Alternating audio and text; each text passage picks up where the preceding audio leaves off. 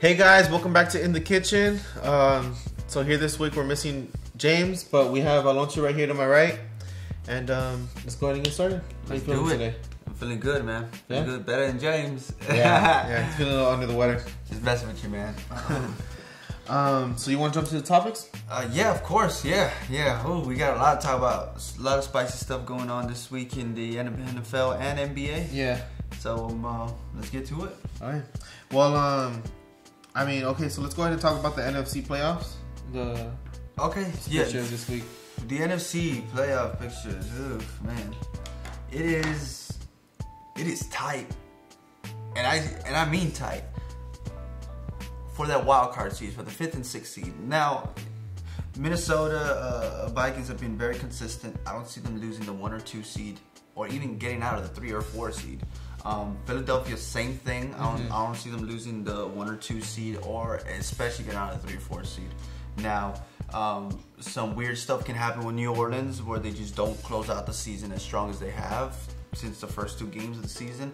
But most likely they'll get a 3rd or 4th seed. Same with the Rams. Very consistent throughout the year. It's just they literally have to beat themselves for them not to get those seeds. Now, let's go to Carolina and Seattle though.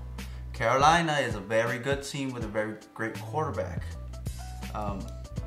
But he at times is inconsistent as well. And Seattle, their defense showed up last week against the #1 team at the time, which is Philadelphia Eagles. But I'm not too sure about Philadelphia being that #1 team, anymore. I did say I have them going to the Super Bowl, but at the end of the day, they've only beaten one team that has over 500 record. What that means is that this is 500, 6-6, 6-6. 8-4 is over 500. That's like point 600 something right there. Winning wise. If you have a perfect record, you got 1.0. You know what I'm saying? Okay. So like in 10 wins, you won. If you play 10 games and you win 10 games, you're at 1.0. Yeah. If you play 10 games and you win 5 of them, lose 5 of them, you're at 500. Yeah. So Carolina and Seattle only 1 game behind, only 1 game ahead of Atlanta. But Atlanta is the next seed up, because it's the 5th and 6th seed. Atlanta's the 7th seed right now. Detroit's the 8th. Green Bay's the 9th. Dallas the 10th. Now it's a stretch for Dallas to get up there since they have losses to both Atlanta and Green Bay and the Rams and Philadelphia. But the Cowboys are looking to get to that 5th or 6th seed at this point. Unless some disaster happens where Philadelphia loses out the season, which I don't think is going to happen at all.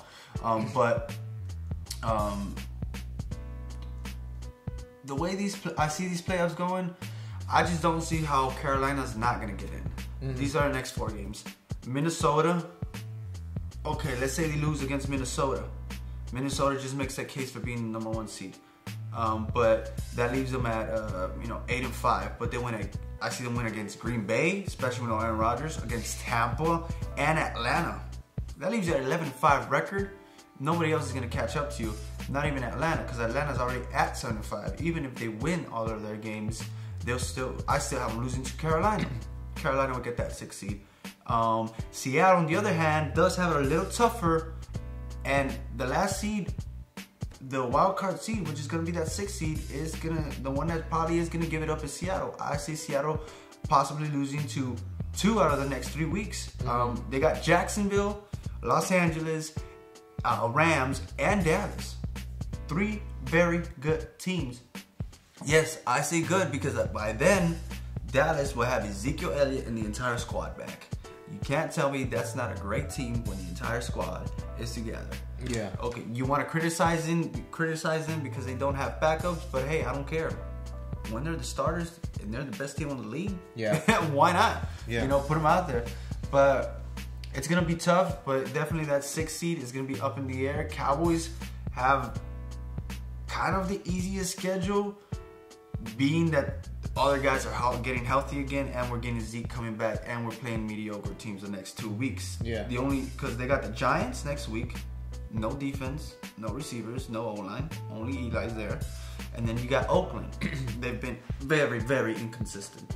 It's still a losable game, but very, very inconsistent. Especially the Cowboys can stay consistent. Yeah. And then you got Seattle and Philly, which I think they can handle. That's when they get Zeke back, right? That's when they get Zeke back, and I think they can handle with the full loaded team. Yeah, for sure. But who do I have going to the playoffs? I'll being biased, I have Dallas because I feel they have the easiest schedule of the top 3 teams. Atlanta has 4 straight divisional games. Yeah. I see them losing 4 of those games. Because divisional games are never easy. You got New Orleans twice in the next 3 weeks. Tampa Bay in between that. And then you got Carolina at the end. Carolina's going to be looking to fight to make sure they get in the playoffs. And Atlanta, you haven't been consistent enough. You beat the Cowboys great without an offensive line and a kicker and a running back and a linebacker and Sean Lee. Great, you beat that type of team. And then you got Detroit, which you got Tampa, Chicago, Cincinnati, Green Bay. Detroit's... The thing is... The difference between all these in the hunt teams and all the teams that are in the playoffs is consistency. So I don't see them, Detroit, winning all those games either. I see them losing to Tampa because they got some raw talent. Yeah. See them losing to Chicago, they got some young talent. Cincinnati's got some experience. And then Green Bay, I don't know, Aaron Rodgers is back, they'll lose that game. Green Bay, they got Cleveland coming up next. They got Carolina and Minnesota. They're not going to win the Carolina and Minnesota game. So... That's why I feel the Cowboys have maybe an easier schedule. Yeah. Especially Philadelphia clinches a number 1 or 2 seed at the end, at the very last week. Makes it a winnable game with the rest of the starters. But I have Minnesota going to be number 1. Philadelphia going to be number 2.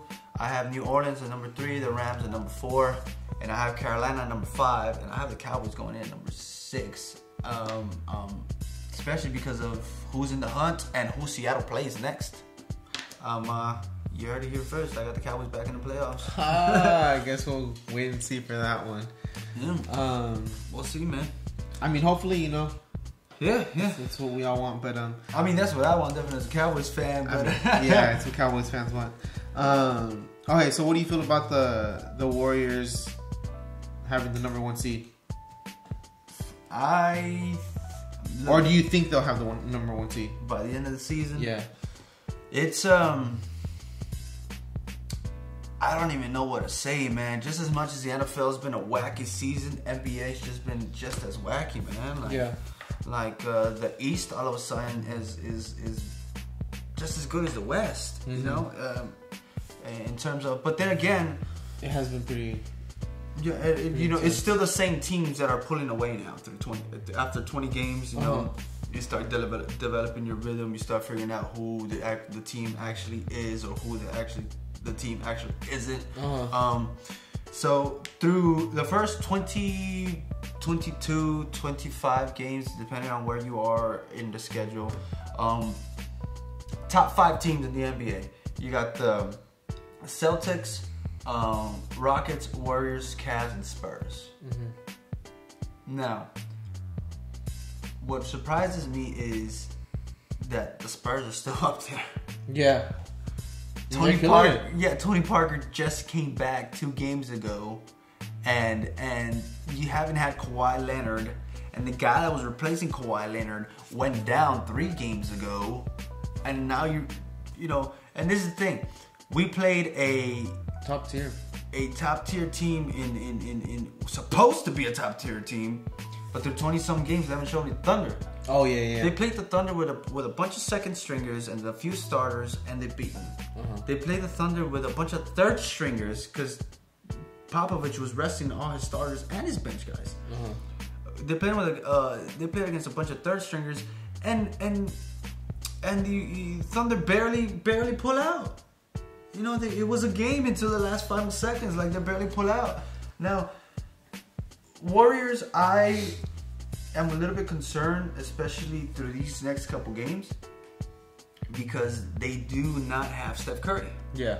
And while people want to give, I guess not a lot of people give credit to Kevin Durant, but, you know, Kevin Durant does put up bigger points than Steph Curry and the entire rest of the team since he's gotten there. For sure. Steph Curry is definitely a big reason why, because he's the ball handler. Oh yeah. He's the game manager. He's the floor manager. he puts in another threat that where if you take him out, yes, you still have a great team without him, but he's still the focal point of that team. Mm-hmm. He will it affect him completely? Like as in like they're just lose every game without him? No. Yeah. But it will disrupt the chemistry just a tad bit. I Yeah. think just a little bit. But Steph Curry comes back, obviously comes back healthy when he needs to be. Yeah. I say they'll do fine without. Even if he misses the next 2 weeks, I say they go what is it? But 3-2 without him. Yeah. 4-1. But yeah, that's if anything, yeah, that's not a bad like, but. They haven't had that number 1 seed all season long through 20-some games. They haven't been able to catch up to the Rockets in the West. Mm-hmm. And then number 1 seed overall, well, the Celtics held that still with 21 wins and only 4 losses. The Rockets have 18 wins with only 4 losses.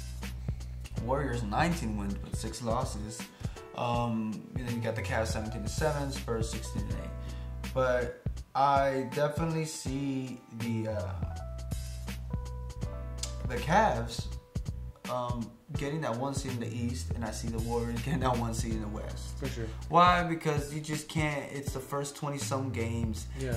Both of these teams have been to the finals in June for 3 years in a row. LeBron has done it for 7 years in a row. Or no, what was it? 7 years in a row. It's wild.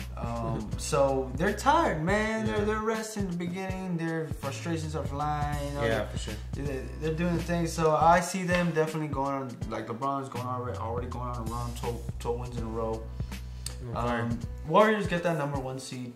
Spurs maybe that 3 seed in the West, maybe the 2nd seed. But just don't count the Spurs out.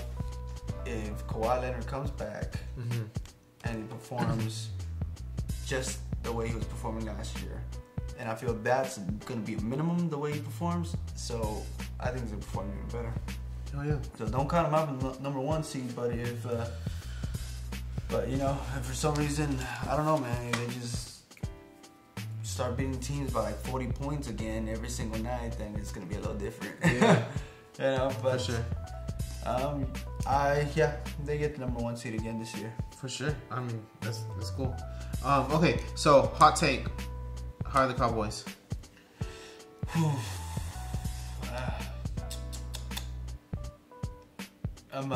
Their Cowboys, they're gonna be fine the next 2 weeks. Now after that, you'd hope to get a loss from Seattle, and you'd hope to beat Seattle at home. And by then, even if Philadelphia hasn't, they still feel the need to play all their starters and for 4 quarters, then so be it. Let's run a beat down to the end. But these Cowboys, I don't see them shying away from going 10-6, man. They just a month winning a football is a lot to ask for, but I think it can happen. No way you dominate a cheap team with and you don't gain some momentum for that, because you got Giants next game, you got Oakland next game. Now the Giants, you can they're another cheap team. Oakland people will say we got a pretty good team, that's because they got some talent. They got a lot of talent out there. They in their receivers, the number 1 and number 2 receiver, their quarterback, their running backs, their defense. They're great. They just haven't been able to click this year. They just haven't been able to pull out wins. Inconsistency. But definitely those last 2 weeks is definitely the harder part of the schedule. But Zeke is gonna come back hungry. Oh yeah. He's gonna come back upset. Not upset. He's gonna come back mad, because upset is what Odell Beckham Jr. gets and starts crying on the sideline. Ezekiel Elliott is gonna come back mad, hungry, wanting them to feed him the ball to get those yards, and I don't see either of those defenses stopping him. With that being said, I don't see either of those defenses, which is Seahawks and Philadelphia, stopping the play action pass, stopping the draw, especially when you get the running game going. Because you get the running game going, all of a sudden your defense comes down and try to stop the running game, and Dak Prescott gets an easier throw to a one-on-one man, in the corner of Dez, or to Jason down the seam, or you get Cole Williams running out route. I'm sorry, Cole Beasley. Terrence Williams running a damn slant, taking it to the house. But so yeah, man, Zeke is gonna come back. He's gonna make some serious damage. Cowboys said a little while ago. I see them going back into the playoffs right now for that 6th seed, that last seed. But seems like the planets have to align for that to happen. Yeah. Mm-hmm. So how do you feel about LaMarcus Aldridge finally waking up? This is what I was saying. Don't count out the Spurs. Yeah. From that number 1 seed again, because time and time again, Popovich has been able to keep up with the way the game changes, man. Mm-hmm. You know, when he came into the league, it was all about the big man. Mm-hmm. The big man and maybe surround the big man with a couple shooters, but we're going down low, we're hitting you in the mouth, we're going big man. And then it goes into, okay, we got some good guards. Let's focus on our point guard. You know, get them going. Run a 2-man game with our big man, mm-hmm. and you know, and we still have shooters. The thing about Popovich, he's been able to use the 3 before the 3 became what the 3 is. He made the 3 what the 3 is now. Yeah, that's what I'm trying to say. It's funny because you'll read stories and he'll say it. I hate the 3-point line, like. Because he's from, you know, he still remembers when there's no 3-point line. Yeah. I don't know if you knew that. There was no 3-point line back then in the NBA. Mm-hmm. Or, you know, in regulated basketball. So he hates the 3-point line. But he was the first one to say, we can use it. You know, and actually put it on paper and actually put it to work for championship material. Yeah. And then after that, he's like, it's there, might as well use it. Yeah, and then after that, he's like, okay, they caught up to the big man. We no longer have a good point guard, and you know, we have a good point guard, of course, but they don't have him in his prime anymore. Mm-hmm. But you know what they do have is a bunch of defense. So what they go to is a bunch of good defense and team basketball. Golden State has that team basketball. And all the talent in the damn world. Yeah. Which is what makes a difference, you know. Mm-hmm. But that formula right there, the Spurs were going to championships in the, you know, between 2010 and 2000 last year, even now. They've been using the same formula. It changed a little bit because now we have more of a like a one-man type of show. Mm-hmm. Now we have Kawhi, you know. And that's what amazes me, because without Kawhi, this team has been able to still be a top 5 team, you know, one fourth into the season. Mm-hmm. You know, and it's like, imagine when you get him, where would they be if he was there the whole time? Because he hasn't played a single game, and he's still top 5 with only 4 games behind first place, 2 games behind second place in the West. It's crazy, which is why they say, well, you know what, maybe that's why. Maybe Kawhi isn't that good. Maybe it's the coach. Yeah. Of course, it's the coach too, and of course, it's because Kawhi is that good. I mean, it's always because of the coach, and it's always because of the. Yeah, I mean, like a player can't coach and a coach can't play. Yeah. You know, a coach maybe had played. A player maybe wants to coach. Mm-hmm. Doesn't mean they can do both. You know. Not everybody's a LeBron James where you can, you know, coach your guys on the floor, but yeah, man, I mean, these Spurs, LaMarcus Aldridge, let me give you stats. 22.8 points. 2.3 assists. He's not a point guard. Yeah. And he's not a power forward either, so that's okay. 8.2 rebounds. Out of 50% field goal shooting. Out of every 10 shots, he makes 5. Out of every 20 shots, he makes 10. Out of every 100, he makes 50. He is shooting really, really well. Yeah. From a shot. His free throws at 84%. It could be better, but this man is doing what he needs to do to put his team on his back and get him out there. Now, at Kawhi Leonard, where he was at last year, each year he's gotten better. Each year, his first 5-6 seasons, he's gotten better. No matter what, he's gotten better. Mm-hmm. Now, last year was his best year, of course, because it was his last year. He was at 25.5 points a game, 5.8 assists, 3.5 rebounds. Add that to what LaMarcus Aldridge is doing now, and even better, because Kawhi's not gonna do less than last year. It's just not gonna happen, people. It's not gonna happen. He's gonna keep getting better. I'm sorry.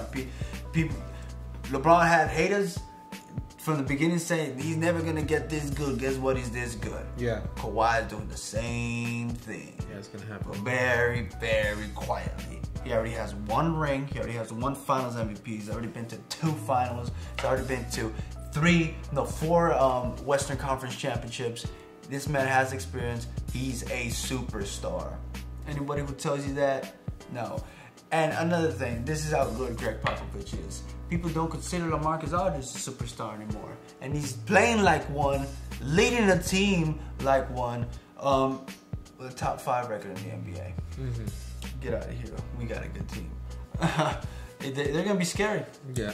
They're going to be scary. All right. So, let's go ahead and move on to the next subject. What do you think about the Thunder screw up? All right, look, man. I got a bone. Because I know you had your predictions, right? Yeah, I got a bone to pick with these guys here. Look, the numbers are there. Yeah. Westbrook is averaging almost a triple-double still. He's at 22.5 points a game, 9.9 assists, 9.3 rebounds. You know, but it's given you have to get a triple-double. You got Carmelo Anthony and Paul George, Steven Adams. But this is the thing. This is what's wrong with them. Because even Paul George is scoring 20 points a game. Melo, 18 points a game. You know, they're both getting about 5 to 6 rebounds a game, a couple assists here and there. And that's the thing. Look at Melo's assist. 1.6 assists. Mm-hmm. Okay. He only passes the ball once? That means on average, each game, he's going to pass the ball once and that guy's going to score. Mm-hmm. That means he's not a point guard, I'll give you that much. Yeah. But only 1 point. Okay. Then you got Paul George, 3.3 assists a game. It's still low, man. Like, not even Aldridge, a big man, has that low rate. You know, like give it to him. He has 2.3, man. 1 less than you. Yeah. And he's a big man. And then Westbrook, 9.9. You see the difference? Yeah. Huge difference. I get it. He is the point guard. This is my point. Steven Adams, 0.8 assists a game. Not even 1 assist a game. He averages. They're not passing the ball to each other. That's wild. The only one passing the ball is Russell Westbrook because he's trying to get his team going. Yeah. And of course he's going to get those numbers because at some point Paul George is going to make the shot. Melo's going to make the shot. Steven Adams could just get in there and dunk it. But the chemistry's just not there. Yeah. The numbers are there, but they're in the number 9th seed in the West. How do you expect to go anywhere, man? You're not even projected to make playoffs right now through the first 20-some games. Mm-hmm. They need to get it together. They need to stick together because there's just way too much talent for them to break up. If they break up or the management breaks them up, they have no chances anywhere else of doing anything. Mm-hmm. Even if they send them to one of them to the Cavs, like they sent one of them to the Cavs, but it's like, who the Cavs gonna give up a pick here and there? It's like, no. Yeah. If I were OKC, look, it's still only 1/4 into the season. Do I still see them making playoffs? Yes, probably, because they are superstars. It's basically a whole new faces in OKC. So this is the only pass I'm giving them. Mm-hmm. They haven't gotten it together yet, and it's not really that much a pass because they need to get it together already if they want to, be known as contenders. You can't be beating third stringers. You can't be losing to the Phoenix Suns. You can't be losing to the Dallas Mavericks when you play Golden State and you beat them by 30. You can't be losing to the worst teams in the NBA and to third stringers. Barely beating third stringers. Yeah. That type of inconsistency would not fly in the NBA. To win a series in the playoffs, you have to be consistently winning more games than not. Because you only get 7 max games, and you need 4 wins to get to the next round. So they need to get it together. Yeah. I'm calling them out. I'm calling Paul George and Melo out right now. Y'all need to get it together and do something and help your boy out. Because Westbrook's putting up his numbers, doing his thing. He's giving y'all the ball. Yeah. The numbers are there. He's passing the ball. Score the damn ball. Yeah. There's no reason that he has more points than them, and assists than them. If he had, I see him having maybe if he had like 14 assists a game, and he only had like 16 points a game, but Melo had 23 points a game. Paul George had like 26 points a game.